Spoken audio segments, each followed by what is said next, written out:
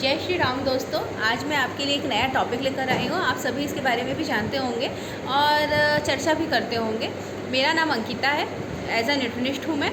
चलिए, अब हमारा टॉपिक है रेबीज़। रेबीज़ को हम हाइड्रोफोबिया भी कहते हैं। आप सभी ने सुना होगा रेबीज़ के बारे में। आप लोग को ये भी पता होगा कि रेबीज़ किसके काटने से होता है। बस थोड़ी सी जानकारी हम और अपने दिमाग पर नई नई चीज़ों के बारे में थोड़ा सा और जान लेते हैं, बीमारी के बारे में कि रेबीज़ क्या है। जो रेबीज़ होता है ना, वो दिमाग का एक वायरल संक्रमण होता है। रेबीज़ क्या होता है? दिमाग, हम मस्तिष्क की बात कर रहे हैं, अपने दिमाग की बात कर रहे हैं। तो एक प्रकार का वायरल संक्रमण होता है जो पशुओं द्वारा फैलता है। आप सभी को पता है रेबीज़ किसी व्यक्ति से किसी व्यक्ति को नहीं फैलता, वो पशुओं के द्वारा फैलता है और वो पागल पशुओं के द्वारा फैलता है, जिसके कारण दिमाग तथा स्पाइनल कॉर्ड की में सूजन आ जाती है। रेबीज़ किसी को होता है तो उसके दिमाग और स्पाइनल कॉर्ड में क्या हो जाती है? सूजन आ जाती है। जब वायरस स्पाइनल कॉर्ड और दिमाग तक पहुंच जाता है तो रेबीज़ लगभग हमेशा जानलेवा साबित होता है। आप सभी जानते हैं, डॉक्टर भी बोल देते हैं अगर कोई कुत्ता काट देता है कि आप बच्चे के दिमाग तक चढ़ गया या किसी बड़े व्यक्ति के दिमाग तक चढ़ गया, अब इसको बचाना बहुत ही कठिन है, हम इसे बचा नहीं सकते क्योंकि ये बहुत ज़्यादा जानलेवा हो गया है।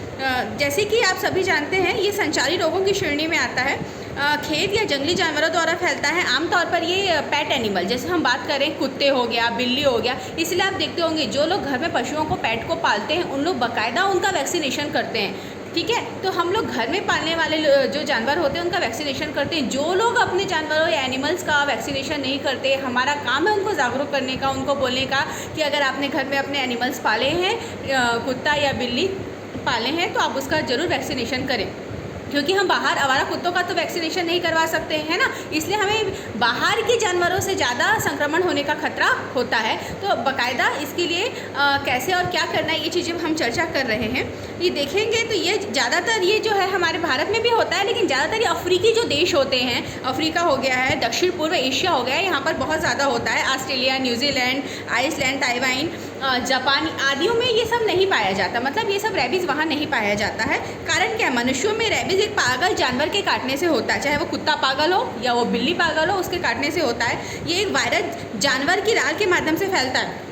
देखते हैं मनुष्य भी जब खाना चबा कर खाते हैं तो लार आती है ना, जैसे हम बोलते हैं ना, मुंह में पानी आ जाना। रसगुल्ला देख लिए तो मुंह में पानी आ गया, मतलब वो लार आ गई। ऐसे चबाते जब जानवर हमारे हिस्से या किसी भाग को चाट लेता है ना, तो एक लार्वा जो हो जाता है, रार हो जाता है। अगर जानवर भी कहीं चाट लिया हमारे उस हिस्सों में, अगर वो पागल जानवर है तो रेबीज़ होने का खतरा बहुत ज़्यादा होता है। ठीक है, तो तुरंत ही डॉक्टर के पास जाना चाहिए अगर वो जानवर हमें काट लिया है, कुत्ता या बिल्ली। ये जैसे कुत्ते, ये जानवर रार के माध्यम से होता है। जैसे कि हम बात कर रहे हैं, कुत्ते हो गया, घोड़े हो गया, खरगोश हो गया, और खेत में जैसे जंगली जानवर होते हैं, शियार, चमगादड़, आप देखते हैं ना, बंद जो बहुत खंडहर चीज़ें रहती हैं वहाँ पर चमगादड़ होता है, लेकिन उतना खतरा नहीं होता है, उसको आप बाहर निकाल सकते हैं। ठीक है, चमगादड़ जब तक वो संक्रमित व्यक्ति के संक्रमित चमगादड़ से नहीं हो रहा है, ऐसा कोई पागल नहीं काट रहा है कोई जानवर, तब तक संक्रमण होने का खतरा नहीं होता चमगादड़ से भी। भारत में सबसे ज़्यादा आवारा कुत्ते और पालतू जानवर को, आवारा कुत्ते से मैंने पहले ही बताया है भी आपको कि आवारा कुत्तों से ज़्यादा खतरा होता है, क्योंकि पालतू जानवर को तो लोग वैक्सीनेशन कराते ही हैं। अगर हम प्रयोगशाला में अपने बात करते हैं, प्रयोगशाला मतलब लेबोरेटरी में अगर हम बात करते हैं, तो रेबीज़ के हमने संक्रमण की बात कर रहे हैं, तो ये वायरस के संक्रमण से होता है। और गुफाओं में खोज करने जो लोग जाते हैं, है ना, जैसे गुफाओं में जा रहे हैं, बहुत सारी गुफाएं हैं, वहाँ पर जो चमगादड़ होते हैं उससे भी हो सकता है। मानव से मानव को ये फैलता नहीं है। यदि कोई पागल जानवर मानव को खुले घाव को चाट लेता है, ये कभी भी एक व्यक्ति से दूसरे व्यक्ति को नहीं फैलता है। अगर कहीं मनुष्य के कहीं पर अगर कोई काट लिया है या कोई घाव है, खुजा दिए हैं, कुछ भी है, अगर उस घाव पर अगर जानवर चाट लेता है, वो भी पागल जानवर, तो रेबीज़ होने का खतरा बहुत ज़्यादा तक होता है। रेबीज़ की हम जांच कैसे कर सकते हैं, पता कैसे लगा सकते हैं कि भाई हमको ये जानवर ने काट लिया है, कुत्ता या बिल्ली ने, तो हमको रेबीज़ हो गया? तो इसका सबसे बेहतरीन उपाय है जो रेबीज़ एंटीजन होता है, वो इम्यूनोफ्लोरेसेंस नामक एक विधि से पता लगाया जाता है। एक इम्यूनोफ्लोरेसेंस एक विधि है जिससे पता लगाया जा सकता है कि सामने वाले व्यक्ति को रेबीज़ हुआ है कि नहीं। जिस व्यक्ति को काटा रहता है जानवर, उसके ऊतक को लिया जाता है। ऊतक मतलब टिश्यूज़, आप सभी जानते हैं ऊतक को हम टिश्यू कहते हैं इंग्लिश में। उसको लिया जाता है और उसके माध्यम से जांच करके बताया जाता है कि इस व्यक्ति को रेबीज़ हुआ है कि नहीं हुआ है। इलाज क्या है? कोई जानवर काटे तुरंत सबसे पहले, अगर हमको कोई पागल जानवर काट रहा है या कोई भी जानवर काट रहा है, कुत्ता या बिल्ली, तो हमें सबसे पहले, पालतू जानवर भी हो तो हमें सबसे पहले क्या करना चाहिए? डॉक्टर के पास जाना चाहिए, डॉक्टर की सलाह लेनी चाहिए। जल्दी से जल्दी टीका लगवाना चाहिए, ठीक है, जिसे हम रेबीज़ होने का टीका, जिसे हम एंजी रेबीज़ वैक्सीन कहते हैं, लगवाया जाता है। इसकी रोकथाम कैसे की जा सकती है? घर के जानवरों को हमेशा पागल जानवरों से दूर रखना चाहिए। घर में अगर आपने जानवर पाला है तो बाहरी जो जानवर है उनके संपर्क में ज़्यादा आने नहीं देना चाहिए। अपने घर के आसपास के वातावरण को साफ़ सुथरा रखना चाहिए। टीका लगवाना चाहिए जानवरों को। लोगों को ज़्यादा से ज़्यादा जानवर अगर पाले हैं आपके बगल वाले या कोई भी अपने सोसाइटी में और वो नहीं लगवाएं टीका, तो उनको ज़्यादा से ज़्यादा बोलिए कि आप भी अपने एनिमल्स का वैक्सीनेशन करिए, बहुत ज़्यादा ज़रूरी है। अगर वो काटेगा तो फिर आपको रेबीज़ या कुछ भी संक्रमण होने का खतरा हो सकता है। और आप सभी जानते हैं, अभी ही निकला हुआ है, आप सभी जानते हैं विश्व रेबीज़ डे 28 सितंबर को था, जो अभी गया है। इसका काम था इसलिए मनाया जाता है लोगों को जागरूक करना कि भाई एक ऐसी बीमारी है, अगर हम जानवरों को पाल रहे हैं, अगर वो जानवरों के संपर्क में आते हैं, अगर उनका वैक्सीनेशन नहीं हुआ है तो बहुत जल्दी मनुष्य में वो हो जाता है। मैंने ऐसे भी मनुष्य देखे हैं रेबीज़ के, जिनके स्पाइनल कॉर्ड से लेके तो वो खाना भी नहीं खा पाते, तुरंत चारों तरफ फैल जाता है। बहुत से छोटे बच्चे होते हैं, बोलते हैं ना हमको मम्मी कुत्ता ने काट लिया है, तो ठीक है पापा आएंगे तब ले जाएंगे, है जब तक वो बच्चे के पूरे शरीर में फैल जाता है वो संक्रमण, ठीक है, तो तुरंत ही डॉक्टर का इलाज करना चाहिए, जिसे डॉक्टर क्या करेगा, आपको उसका टीकाकरण करेगा, वैक्सीनेशन करवाएगा। विश्व रेबीज़ डे मैंने आपको बताया ही है कि 28 सितंबर को था, अभी जो निकला है।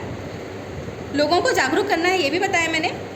वर्ल्ड हेल्थ ऑर्गेनाइजेशन के अनुसार भारत में हर साल, विश्व स्वास्थ्य संगठन के द्वारा, वर्ल्ड हेल्थ ऑर्गेनाइजेशन के द्वारा भारत में हर साल 20,000 लोग रेबीज़ नामक बीमारी से ख़त्म हो जाते हैं। सबसे बड़ा आंकड़ा है अगर देखा जाए तो। अगर 20,000 भी हमारे बीच में ख़त्म हो रहा है, वो भी एक रेबीज़ की बीमारी, क्योंकि लोग जागरूक नहीं है, तो ये भी तो गलत है। लोगों को जागरूक करना है, हमारा काम है, इसलिए मैं ये आपको ब्लॉग लेकर आई हूँ। छोटी सी जानकारी दी है मैंने, बहुत बड़ी जानकारी दी है, लोगों को जागरूक करने के लिए दी है। इसीलिए ज़्यादा से ज़्यादा लोगों तक ये वीडियो शेयर करें, जिससे लोगों को पता चले, ठीक है।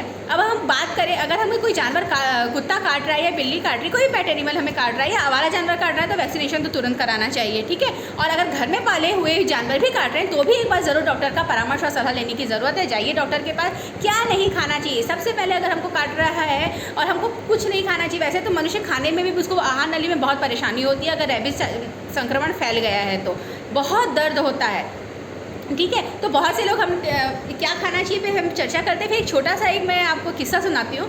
पहले हम चर्चा कर लेते क्या नहीं खाना चाहिए, जैसे इमली हो गया, टमाटर हो गया, दूध हो गया, धनिया हो गई, ठीक है, धनिया हो गई, मांस हो गई, दाल हो गई, ये सब चीज़ें हमें खाने में अवॉइड करना चाहिए, नहीं खाना चाहिए। सब लिक्विडी चीज़ें अगर हम देखें, दाल और दूध, है ना, ये भी हमें खानी नहीं चाहिए। किस्सा है, अगर गांव में पहले किसी को अगर जानवर काट लेता था, देखिए पहले क्या होता था, ज़्यादा से ज़्यादा एनिमल लोग पालते नहीं थे। अगर पालते भी थे ना पेट एनिमल को, तो वैक्सीनेशन के बारे में इतनी जानकारी नहीं थी। आप सब और हम सब जानते हैं, लेकिन तो भी ठीक है। अब तो लोगों को वैक्सीनेशन के बारे में बहुत सारी जानकारी है, तो लोग इसके बारे में बहुत अच्छे से जानते हैं, लेकिन पहले नहीं।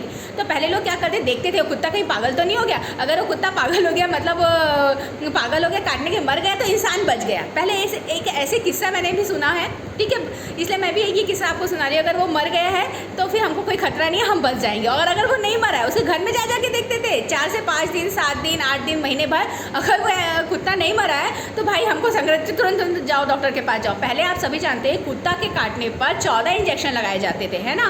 अब क्या है, एक इंजेक्शन ही लगाया जाता है। आप लोग को भी पता है, आप कमेंट्स बॉक्स में जाकर बता सकते हैं, ठीक है। ये था रेबीज़ के बारे में जानकारी। जय श्री राम दोस्तों। अगर आपको अच्छी लगी हुई हो तो ज़्यादा से ज़्यादा शेयर करिए और लोगों तक पहुंचाइए। और कुछ और अगर आपको इस विषय पर जानना है तो आप प्लीज़ मेरे से संपर्क कर सकते हैं। जय श्री राम।